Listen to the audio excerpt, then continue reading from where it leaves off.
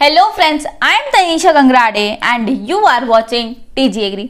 तो फ्रेंड्स, आज हम प्लांट पैथोलॉजी सीरीज के थर्ड लेक्चर में बात करने वाले हैं प्लांट पैथोलॉजी के डिफरेंट टर्मिनोलॉजीज के बारे में, जिसमें एग्जाम में डायरेक्टली उस टर्मिनोलॉजी पर क्वेश्चन पूछा जाता है। अगर आप रिटन एग्जाम लिखने वाले हैं तो भी आपके लिए वीडियो बहुत इंपॉर्टेंट है, क्योंकि हम जानते हैं कि 2-3 मार्क्स में डायरेक्टली हमसे टर्मिनोलॉजीज पूछी जाती है। तो आज हम इस वीडियो में मोस्टली 40 इंपॉर्टेंट टर्मिनोलॉजीज को डिस्कस करने वाले हैं। तो हम वीडियो को शुरू करते हैं, पर उससे पहले आप हमारे चैनल को सब्सक्राइब करना ना भूलें। तो चलिए शुरू करते हैं।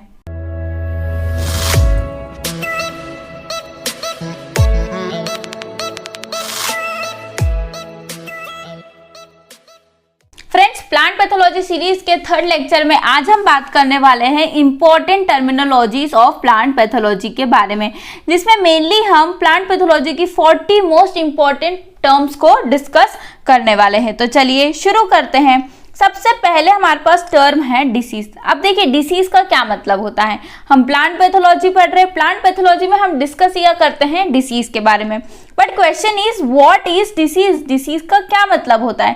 तो डिसीज का मतलब होता है एबनॉर्मल कंडीशन, अगर हम सीधी सीधी बातों में कहे तो। अब कैसे एबनॉर्मल कंडीशन? सपोज ये हमारा एक सेल है, ठीक है, अभी उसकी बहुत अपनी नॉर्मल प्रोसेस चल रही है, पर जैसे ही किसी पैथोजन ने इसमें एंट्री ली तो वो क्या करता है, उसमें चेंजेस करता है, उसमें कुछ ना कुछ कंटिन्यूस इरिटेशन होता है। उसकी वजह से क्या होता है, उसमें एबनॉर्मल कंडीशन क्रिएट होती है, ठीक है, जिसको हम क्या कहते हैं, डिसीज कहते हैं। ठीक है, अब यहाँ डायग्राम में भी देखिए, जैसे ये टमाटो है, अभी पहले तो नॉर्मल था, पर जैसे ही किसी पैथोजन ने उसमें एंट्री ली तो क्या हुआ, उसमें कुछ ना कुछ एबनॉर्मल कंडीशंस आई, एबनॉर्मल चेंजेस आए, तो उसे हम क्या कहते हैं, डिसीज कहते हैं। और याद रखिएगा, डिसीज हम जानते कैसी होती है, ट्रांसमिटेबल होती है, मतलब एक जगह से दूसरी जगह इजीली ट्रांसमिट हो सकती है। वो वाटर के थ्रू हो सकती है, एयर के थ्रू हो सकती है, मैकेनिकल हो सकती है, या फिर ह्यूमंस के थ्रू भी वो डिसीज ट्रांसमिट हो सकती है। ठीक है, अब नेक्स्ट टर्म है हमारे पास डिसऑर्डर। देखिए, किसी पे बायोटिक एजेंट की वजह से अगर एबनॉर्मल कंडीशन क्रिएट होती है तो उसे हम कहते हैं डिसीज। पर कभी भी एबायोटिक कंडीशंस या इन्वायरमेंटल फैक्टर्स के कारण कोई भी एबनॉर्मल कंडीशन क्रिएट हो रही है तो उसे हम क्या कहते हैं, डिसऑर्डर। अब वो एनवायरमेंटल फैक्टर्स कुछ भी हो सकता है, जैसे कि टेम्परेचर, पीएच, लाइट, वो कम भी हो सकता है, वो ज़्यादा भी हो सकता है। अगर किसी भी एनवायरमेंटल फैक्टर के कारण चेंजेस आ रहे हैं तो उसे हम क्या कहते हैं, डिसऑर्डर कहते हैं। और हम जानते हैं कि डिसऑर्डर कभी भी ट्रांसमिट नहीं होते। ओके, वो जिस प्लांट में कमी है या प्लांट में ज़्यादा हुआ है उसी प्लांट में वो डिसऑर्डर होगा, वो कभी भी ट्रांसमिट नहीं होगा। ओके, अब हम बात करते हैं पैरासाइट की। ठीक है, तो पैरासाइट्स तो हम जानते हैं क्या होता है। पैरासाइट ऐसे लिविंग ऑर्गेनिज्म होते हैं जो अपना न्यूट्रिशन या अपनी लाइफ साइकिल किसी दूसरे लिविंग ऑर्गेनिज्म पर क्या करते हैं, पूरी तरीके से डिपेंडेंट होते हैं, तो उसे हम कहते हैं पैरासाइट। अब इसका बेस्ट एग्जाम्पल क्या है? इसका बेस्ट एग्जाम्पल है अमरबेल। हम जानते हैं ये क्या करती है, ये जो प्लांट है वो क्या होता है, पूरी तरीके से किसी दूसरे प्लांट पे डिपेंडेंट होता है उसके न्यूट्रिशन के लिए, उसकी ग्रोथ के लिए। तो अमरबेल क्या हो गया, इस पर्टिकुलर प्लांट के लिए एक पैरासाइट हो गया। ओके, अब नेक्स्ट टर्म है हमारे पास पैथोजन। अब क्वेश्चन है, इसके पैथोजन क्या होता है। देखिए, ऐसे बायोटिक एजेंट, ठीक है, वो कुछ भी हो सकता है, वो वायरस, वो फंगस, वो बैक्टीरिया।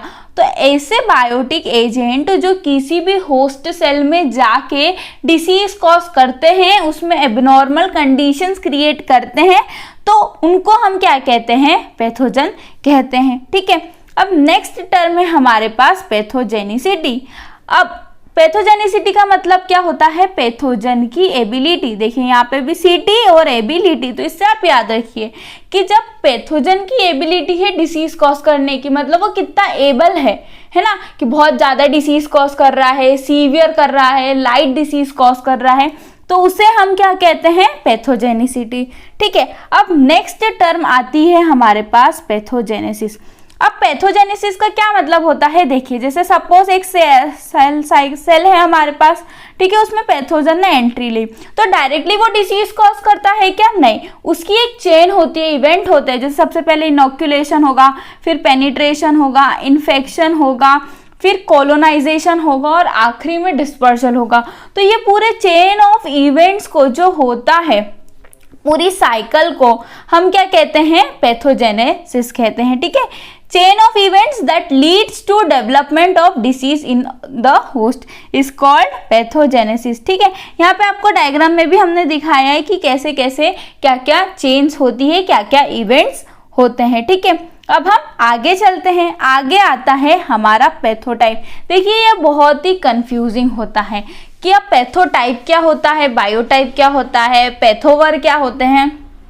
तो सबसे पहले हम डिस्कस करेंगे पैथोटाइप के बारे में। देखिए ये ऐसे ग्रुप ऑफ ऑर्गेनिजम्स होते हैं जिनकी पैथोजेनिसिटी क्या होती है, सेम होती है, ठीक है। तो उसे हम क्या कहते हैं, पैथोटाइप। फिर से मैं डिस्कस करूंगी कि जैसे एक पर्टिकुलर स्पेसिफाइड होस्ट है, ठीक है। अब यहाँ हमारे 4 क्या है, पैथोजन है। तो अगर इन चारों की पैथोजेनिसिटी, इन चारों की डिसीज कॉज करने की एबिलिटी सेम है ना, अगर इसकी सीवियर है तो इसकी भी रहेगी, इसकी भी रहेगी एकदम सीवियर, तो उसको हम क्या बोलेंगे, उसको हम बोलेंगे पैथोटाइप। ये क्या है, एक दूसरे के पैथोटाइप है, ओके।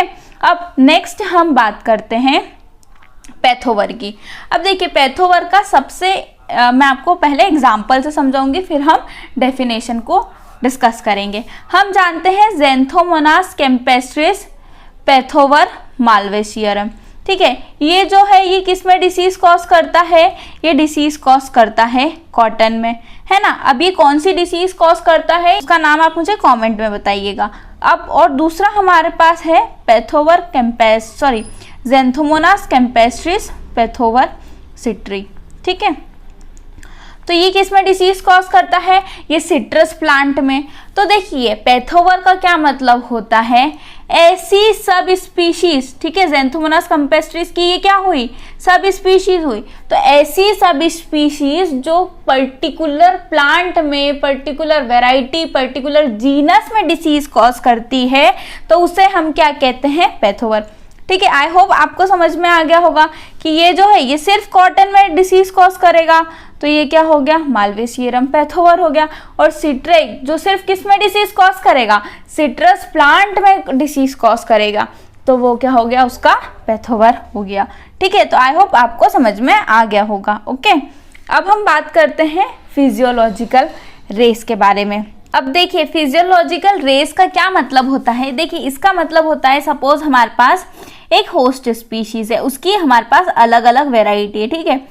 हम उसको करते हैं V1 वेराइटी है, V2 वेराइटी है, V3 वेराइटी है, ठीक है। अपने पास सिंगल पैथोजन स्पीशीज के स्ट्रेन है, ठीक है।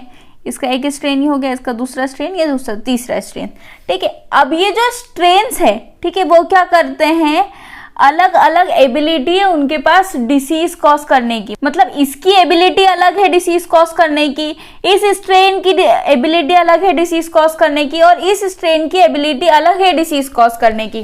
तो उसे हम क्या कहेंगे, फिजियोलॉजिकल रेस कहेंगे। फिर से एक बार हम देखते हैं, देखिए सपोज अपने पास एक होस्ट स्पीशीज की अलग अलग वेराइटी है, V1, V2, V3, ठीक है। और वहीं पे अपने पास सिंगल जो पैथोजन है उसकी क्या है, अलग अलग स्ट्रेन है।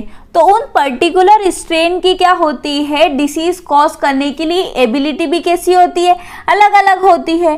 तो उसको हम क्या कहते हैं, ये क्या है, फिजियोलॉजिकल रेस होता है, ठीक है। देखिए यहाँ पे डेफिनेशन भी है, strains of single pathogen species differ in their ability to attack different varieties of the same host species, ठीक है। तो इसको हम कहते हैं फिजियोलॉजिकल रेस। अब हम बात करते हैं बायोटाइप के बारे में कि बायोटाइप क्या होता है। देखिए बायोटाइप का मतलब होता है ग्रुप ऑफ इंडिविजुअल्स जिसका जीनोटाइप कैसा है, सेम है।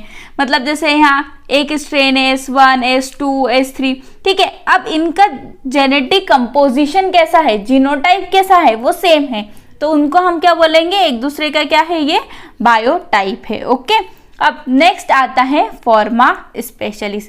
देखिए फॉर्मा स्पेशलिस क्या होता है। जैसे अभी हमने पैथोवर डिस्कस किया था वैसे ही हम फॉर्मा स्पेशलिस देखते हैं। देखिए हम जानते हैं फ्यूजेरियम ऑक्सीस्पोरम फॉर्मा स्पेशली साइसेरी, ये किस में डिसीज कॉज करता है, ये विल्ट किस में कॉज करता है, चिकपी में कॉज करता है। वैसे ही फ्यूजेरियम ऑक्सीस्पोरम फॉर्मा स्पेशली पीसी, ठीक है, ये किस में विल्ट कॉज करता है, ये कॉज करता है पी में।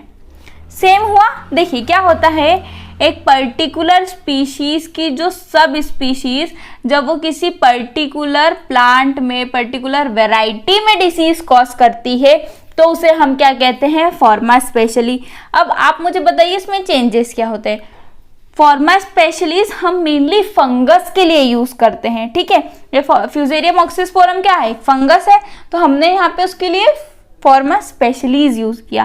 पर बैक्टीरिया के लिए हम हमेशा क्या, पैथोवर यूज करते हैं। जैसे भी हमने यूज किया था ज़ैंथोमोनास कैम्पेस्ट्रिस पैथोवर मालवेसियरम, तो पैथोवर के किसके लिए हमने यूज किया, बैक्टीरिया के लिए। वहीं पे फॉर्मा स्पेशलिस किसके लिए यूज किया हमने, फंगस के लिए। ओके, तो आगे आपको समझ में। अब हम आगे बढ़ते हैं, तो अब हम बात करते हैं साइन के बारे में। जो हम साइन करते हैं वो नहीं, ये थोड़ा डिफरेंट होता है। देखिए क्या होता है, जैसे सपोज हमारा एक प्लांट है, अब इस प्लांट पे अगर हमको फंगस का बैक्टीरियल सेल हाइफी अगर दिख रहा है, ठीक है, अभी हमको दिख रहा है ना, तो इसे क्या कहेंगे हम, साइन।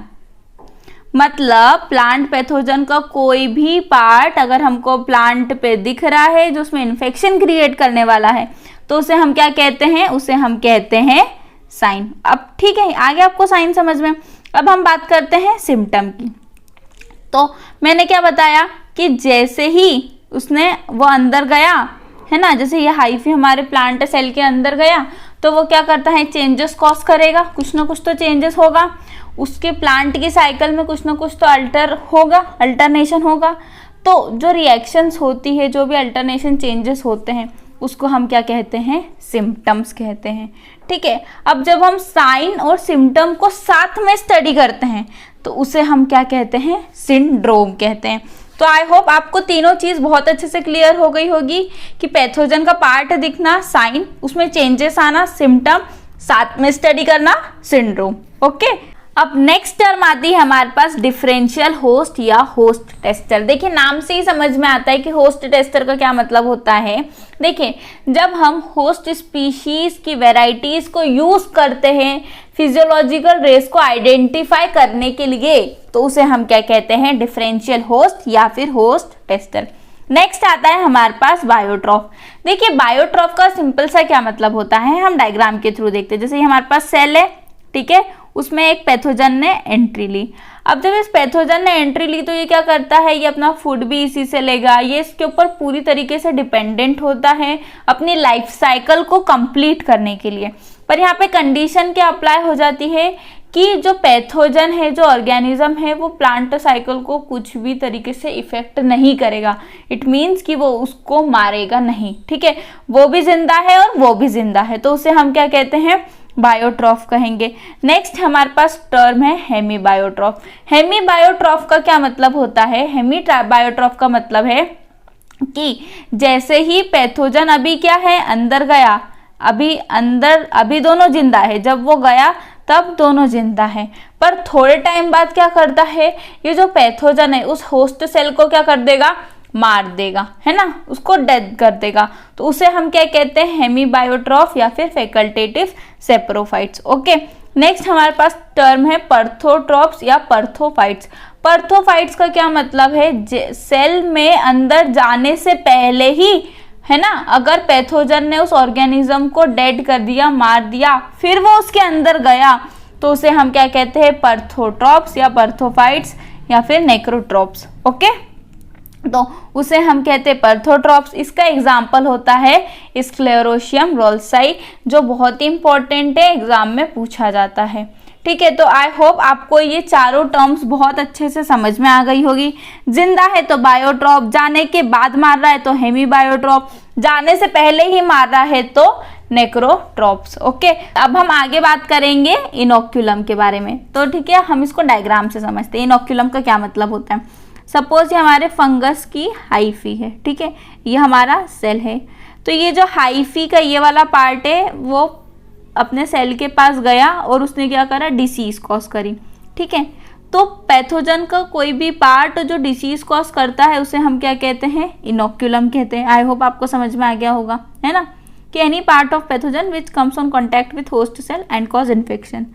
अब ये भी दो टाइप का होता है, एक होता है प्राइमरी इनोक्यूलम और दूसरा होता है सेकेंडरी इनोक्यूलम। प्राइमरी इनोक्यूलम को हम एलो इन्फेक्शन कहते हैं और सेकेंडरी को हम ऑटो इन्फेक्शन कहते हैं। क्यों कहते हैं अब हम देखते हैं। ठीक है, तो जब पहली बार, है ना, सेल पर किसी पैथोजन का पार्ट आया और इन्फेक्शन कॉज किया तो उसे तो हमने प्राइमरी कहा। ठीक है, अब जैसे सपोज ये प्लांट है ना, अब इसमें तो भाई पूरा पार्ट इफेक्ट हो गया है। अब इस प्लांट का कोई दूसरा पार्ट जाके दूसरे प्लांट को इफेक्ट कर रहा है तो उसे हम क्या कहेंगे, सेकेंडरी इनोक्यूलम, है ना। जो प्राइमरी इन्फेक्शन से डेवलप होके सेकेंडरी इन्फेक्शन कॉज करता है उसे हम कहते हैं सेकेंडरी इनोक्यूलम। ठीक है, the inoculum which develop from the primary symptom is called secondary inoculum. तो आई होप आपको इनोक्यूलम, प्राइमरी इनोक्यूलम और सेकेंडरी इनोक्यूलम समझ में आ गया होगा। अब हम आगे चलते हैं। अब हम बात करते हैं इनोक्यूलम पोटेंशियल के बारे में। देखिए, पोटेंशियल का क्या मतलब होता है, एनर्जी। ऑब्वियसली किसी भी पैथोजन को इन्फेक्शन क्रिएट करने के लिए कुछ ना कुछ एनर्जी तो चाहिए। तो वो जो एनर्जी है जिसके थ्रू हमारा पैथोजन होस्ट में इन्फेक्शन कॉज कर पा रहा है तो उस एनर्जी को हम क्या बोलते हैं, इनोक्यूलम पोटेंशियल। नेक्स्ट टर्म है हमारे पास इंक्यूबेशन पीरियड। इंक्यूबेशन पीरियड का क्या मतलब होता है, देखिए सपोज हमारा जो पैथोजन है वो सेल में एंट्री करी। अब पहले दिन उसने एंट्री करी और 10th डे उसने क्या दिखाया, उसके सिम्टम्स दिखाना शुरू कर दिए। तो ये जो बीच का पीरियड होता है एंट्री करने से सिम्टम्स शो करने तक का, उसको हम क्या कहते हैं, इंक्यूबेशन पीरियड। ठीक है, नेक्स्ट टर्म है हमारे पास प्री डिस्पोजिशन। प्री डिस्पोजिशन का क्या मतलब होता है कि पेनिट्रेशन और इन्फेक्शन कॉज करने से पहले जो एक इन्वायरमेंटल कंडीशंस बनती है ताकि इजीली इन्फेक्शन कॉज हो जाए, प्लांट में डिसीज कॉज हो जाए, तो उस पर्टिकुलर इन्वायरमेंटल कंडीशंस को क्या बोलते हैं, प्री डिस्पोजिशन। ठीक है, हम जानते हैं कि जो बारिश का समय होता है, ठीक है, बारिश के समय में क्या होता है, बहुत ज़्यादा डिसीज कॉज होती है। क्यों? क्योंकि वो एक ऐसी इन्वायरमेंटल कंडीशंस बन जाती है जिसमें कि जो पैथोजन है अपनी ग्रोथ बहुत ज़्यादा करने लगता है, बहुत ज़्यादा इन्फेक्शन कॉज करने लगता है, तो उसे हम कहते हैं प्री डिस्पोजिशन। ठीक है, अब नेक्स्ट टर्म आती है हमारे पास हाइपर सेंसिटिविटी।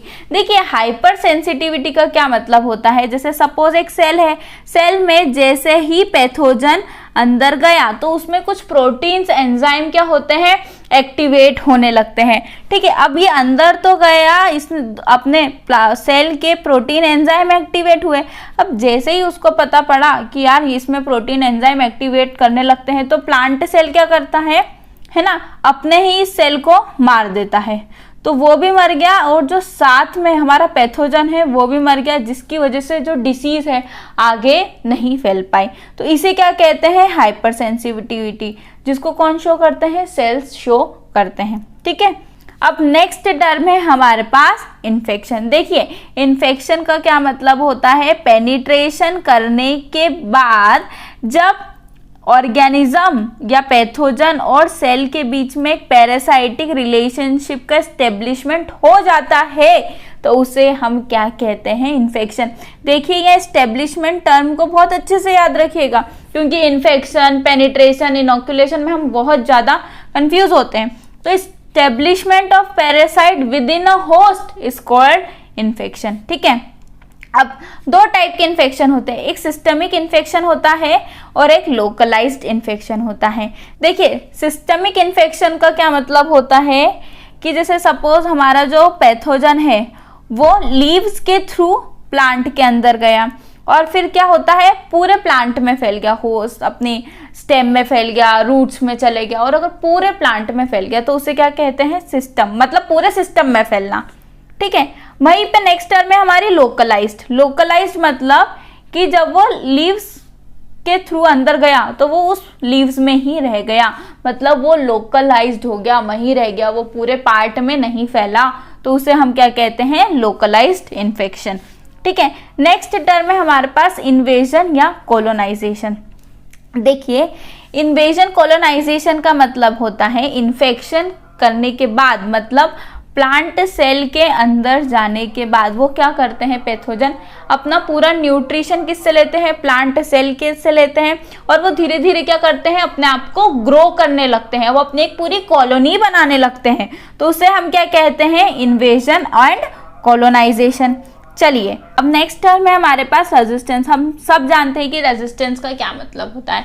रेजिस्टेंस का मतलब होता है प्लांट की एबिलिटी की डिसीज को कॉज करने से बचा पाए। ठीक है, प्लांट की क्षमता कि अगर उसके पास कोई पैथोजन आ रहा है तो वो क्या कर दे, उसको किल कर दे, मार दे। ठीक है, डिसीज कॉज नहीं कर पाए या एंट्री ही नहीं कर पाए, तो उसे हम क्या कहते हैं, रेजिस्टेंस कहते हैं। फिर एक टर्म आती है हमारे पास ऑन्टोजेनिक रेजिस्टेंस।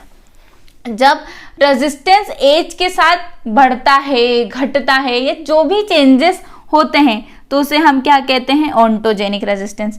हम ह्यूमंस में भी देखते हैं ना कि जब एक एडल्ट होता है तो उसमें रेजिस्टेंस पावर बहुत ज़्यादा होता है, पर जो एक छोटा बच्चा होता है उसमें रेजिस्टेंस पावर बहुत कम होता है, या फिर जो एक बूढ़ा इंसान होता है उसमें भी क्या होता है, रेजिस्टेंस पावर बहुत कम होता है, उन पे डिसीज का अटैक बहुत ज़्यादा होने लगता है। ठीक है, नेक्स्ट टर्म है हमारे पास लेटेंट पीरियड। देखिए, लेटेंट पीरियड का क्या मतलब होता है, जैसे सपोज एक स्पोर प्लांट सेल में आया। ठीक है, अब ये भी यहाँ पे ग्रो करेगा और ये भी क्या बनाएगा, स्पोर बनाएगा। तो एक स्पोर के आने से और दूसरे स्पोर के बनने तक का समय क्या कहता है, उसको हम क्या कहते हैं, लेटेंट पीरियड। ओके, अब नेक्स्ट टर्म है मोनोसाइक्लिक डिसीज। नाम से ही समझ में आ रहा है, अगर एक सीजन में, एक ग्रोइंग सीजन में कोई पैथोजन अपनी एक ही लाइफ साइकिल को कंप्लीट कर पा रहा है तो उसे हम क्या कहते हैं, मोनोसाइक्लिक डिसीज। ये जो भी सॉइल बोर्न और सीड बोर्न डिसीज होती है ना, वो कैसी होती है, मोनोसाइक्लिक डिसीज, क्योंकि वो एक ग्रोइंग सीजन में एक ही बार अपने डिसीज साइकिल को कंप्लीट कर पाता है। ठीक है, नेक्स्ट टर्म है हमारे पास पॉलीसाइक्लिक डिसीज। तो पॉलीसाइक्लिक डिसीज का क्या मतलब होता है, इसका मतलब होता है कि एक ग्रोइंग सीजन में वो अपनी एक से ज्यादा डिसीज साइकिल को कंप्लीट करता है, तो उसे हम कहते हैं पॉलीसाइक्लिक डिसीज। इसका एग्जाम्पल क्या है, एयर। तो जितनी भी एयरबोर्न डिसीज होती है ना, वो क्या कॉज करती है, पॉलीसाइक्लिक डिसीज कॉज करती है।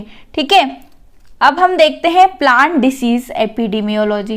देखिए, प्लांट डिसीज एपिडेमियोलॉजी का क्या मतलब होता है। हम जानते हैं कि डिसीज कॉज करने के लिए 3 चीज बहुत इंपॉर्टेंट होती है, होस्ट, पैथोजन और इन्वायरमेंटल। तो जब हम इन तीनों की डिटेल स्टडी करते हैं, ठीक है, तो उसे हम कहते हैं प्लांट डिसीज एपिडेमियोलॉजी।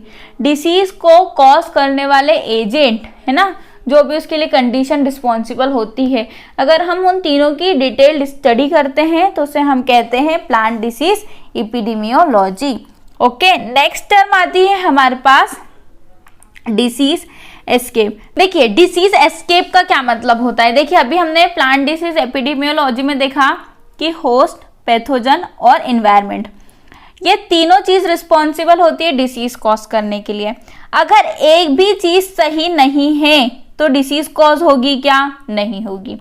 तो यही होता है डिसीज एस्केप का, कि जो तीनों का इंटरेक्शन है वो सही से नहीं हो पाता है, कुछ ना कुछ किसी न किसी में चेंजेस आ जाते हैं। कभी पैथोजन सही नहीं होता है तो कभी होस्ट ही नहीं रहता है, या कभी इन्वायरमेंटल कंडीशन ही नहीं होती, जैसे गर्मी बहुत ज़्यादा है तो वो डिसीज कॉज नहीं कर पाएंगे, तो उसे हम क्या कहते हैं, डिसीज एस्केप कहते हैं। अब नेक्स्ट टर्म है हमारे पास एलिसिटर्स। अब हम देखते हैं एलिसिटर्स क्या होता है। देखिए, अगर हम सिंपल लैंग्वेज में कहें तो एलिसिटर्स ऐसे मॉलिक्यूल्स होते हैं जो प्लांट में डिफेंस रिस्पॉन्स के मॉलिक्यूल्स को स्टिमुलेट करते हैं, जिसकी वजह से हाइपर सेंसिटिव रिस्पॉन्स क्रिएट होते हैं और सेल की डेथ हो जाती है।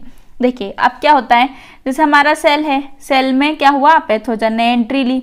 अब पैथोजन ने एंट्री ली तो हमारे सेल को पता पड़ गया कि यार कोई ना कोई नई चीज़ तो हमारे अंदर आई है, ठीक है, तो हमको तो डिफेंस करना पड़ेगा। तो अब डिफेंस को स्टिमुलेट करने के लिए कुछ मॉलिक्यूल तो होना, तो हमारे प्लांट सेल क्या करते हैं, एलिसिटर्स को क्या करते हैं, रिलीज करते हैं। अब जैसे ही एलिसिटर्स रिलीज होते हैं तब जो हमारे हाइपर सेंसिटिव रिस्पॉन्स के लिए जो भी मॉलिक्यूल, जो भी चीज़ रिस्पॉन्सिबल होती है, वो उसको पता पड़ जाता है कि अरे अरे यहाँ पे तो कोई आ गया, एलिसिटर्स रिलीज हो गए, अब हमको अपना काम करना पड़ेगा। तो जैसे ही एलिसिटर्स रिलीज होते हैं, हाइपर सेंसिटिव रिस्पॉन्स के लिए जो भी मॉलिक्यूल्स होते हैं वो कैसे हो जाते हैं, स्टिमुलेट हो जाते हैं। और वो स्टिमुलेट हुए तो वो क्या करते हैं, सेल की डेथ कर देते हैं, जिसकी वजह से वो जो डिसीज है वो यहीं तक सीमित होती है। प्लांट सेल भी मर गया और पैथोजन भी मर गया, वो आगे बढ़ नहीं पाते हैं। तो आई होप आपको समझ में आ गया होगा कि एलिसिटर्स क्या होते हैं। ठीक है, अब नेक्स्ट टर्म है हमारे पास हेट्रोकैरियोसिस। हेट्रोकैरियोसिस का मतलब क्या होता है, देखो हेट्रो और दूसरा होता है कैरियोसिस। कैरियोसिस मतलब न्यूक्लियस। जब एक हाइफी में, हम जानते हैं फंगस की जो हाइफी होती है उसमें डिफरेंट न्यूक्लियस प्रेजेंट है या एक से ज़्यादा न्यूक्लियस प्रेजेंट है, ठीक है, तो वो होता है हेट्रोकैरियोसिस, है ना। जो हमारे सेल्स होते हैं उसमें क्या होता है, एक ही न्यूक्लियस है, तो वो होमोकैरियोसिस। एक से ज़्यादा न्यूक्लियस है तो हेट्रोकैरियोसिस। ठीक है, नेक्स्ट टर्म है हिट्रोप्लॉइडी। हिट्रोप्लॉइडी का मतलब क्या होता है, देखिए जो हमारे क्रोमोसोम होते हैं वो कैसे होते हैं, हैप्लॉइड होते हैं या फिर क्या होते हैं, डिप्लॉइड होते हैं। अगर ये नॉर्मल कंडीशन से कोई तीसरी कंडीशन होती है, जैसे ट्रिप्लॉइडी हो रही है, टेट्राप्लॉइडी हो रही है, अगर ऐसी कंडीशन बनती है, क्रोमोसोम नंबर में चेंजेस आते हैं, तो उसे हम क्या कहते हैं, हिट्रोप्लॉइडी। ठीक है, नेक्स्ट टर्म होती है वेरुलेंस। विरुलेंस का क्या मतलब होता है, माइक्रो ऑर्गेनिज्म की एबिलिटी डिसीज कॉज करने के लिए, कि जो हमारे माइक्रो ऑर्गेनिजम्स हैं उसमें कितनी एबिलिटी है कि हमारे होस्ट सेल में डिसीज कॉज कर पाए। ठीक है, तो उसे हम क्या कहते हैं, विरुलेंस। नेक्स्ट टर्म है एविरुलेंस, जस्ट इसका अपोजिट। विरुलेंस क्या होता है, डिसीज कॉज करने की एबिलिटी। एविरुलेंस क्या होता है, इनएबिलिटी। ठीक है, एविरुलेंस का मतलब होता है कि जो हमारे होस्ट पैथोजन है ना, जो हमारे पैथोजेंस है वो होस्ट सेल में डिसीज कॉज नहीं कर पाते, तो उसको हम क्या बोलते हैं, एविरुलेंस बोलते हैं। अब हम बात करते हैं एटेन्यूएशन के बारे में, जो बहुत ही ज़्यादा इम्पॉर्टेंट टॉपिक है, जिसमें बहुत ही बार एग्जाम में क्वेश्चंस बनते हैं। क्या मतलब होता है, कंप्लीट और पार्शियल लॉस ऑफ विरुलेंस। जब विरुलेंस की जो प्रॉपर्टी है उसका लॉस हो जाता है, डिसीज कॉज करने की एबिलिटी पूरी तरीके से खत्म हो जाती है या उसका पार्शियली लॉस हो जाता है, तो उसे, उस प्रॉपर्टी को, ठीक है, उस पर्टिकुलर स्टेज को हम क्या कहते हैं, एटेन्यूएशन कहते हैं। ठीक है फ्रेंड्स, तो आज हमने टोटल 42 इम्पॉर्टेंट प्लांट पैथोलॉजी की टर्मिनोलॉजीज को डिस्कस किया। अगर आप ये पीडीएफ चाहते हैं तो इस पीडीएफ की लिंक हमने डिस्क्रिप्शन में दे दी है। ओके, सो फ्रेंड्स, अगर आपकी कोई भी क्वेरी हो, डाउट हो, क्वेश्चन पूछना चाहते हैं तो आप हमें यूट्यूब पे कमेंट कर सकते हैं। आप हमारे इंस्टाग्राम और फेसबुक पेज को फॉलो कर सकते हैं, जिसकी लिंक हमने डिस्क्रिप्शन में दी है। साथ ही हमारे व्हाट्सएप ग्रुप और टेलीग्राम चैनल को भी ज्वाइन कर सकते हैं, जिसकी लिंक भी आपको डिस्क्रिप्शन में दी है। यहाँ पर हम डेली क्वेश्चंस डालते हैं, जिससे कि आपकी प्रैक्टिस काफ़ी अच्छी हो सके। साथ ही हमारी वेबसाइट भी है tgagri.com करके, जिसकी लिंक भी आपको डिस्क्रिप्शन में मिलेगी। इस वेबसाइट पर आपको एग्रीकल्चर के सारे टॉपिक्स बहुत ही अरेंज्ड मैनर में मिल जाएंगे, तो जिससे कि आपको ज़्यादा ढूंढना नहीं पड़ेगा, इजीली आपको चीज़ें मिल जाएगी। ओके, तो आज हम हमारी वीडियो को यहीं ख़त्म करते हैं, पर आई होप आपको ये काफ़ी अच्छी लगी होगी, काफ़ी इन्फॉर्मेटिव रही होगी और आपको इससे काफ़ी हेल्प मिली होगी। तो हम इस वीडियो को यहीं ख़त्म करेंगे, पर उससे पहले stay healthy and stay happy. Thank you.